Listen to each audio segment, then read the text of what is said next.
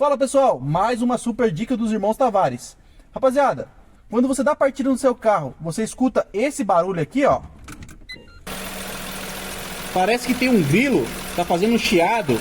Você não sabe se é a correia ou o rolamento. Eu vou explicar para vocês como identificar.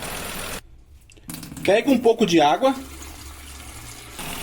Ó, o barulho, coloca a água em cima da correia, joga em cima da correia, tá vendo, ó? Tá fazendo barulho, ó, escuta.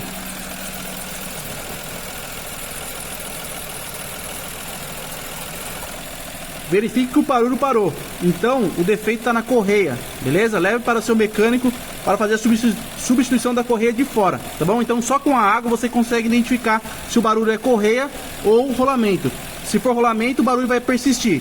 Se você colocou água, parou o barulho, é só substituição, fazer a substituição da correia. Segue a gente aí, rapaziada, e marque seu amigo aí. Tamo junto!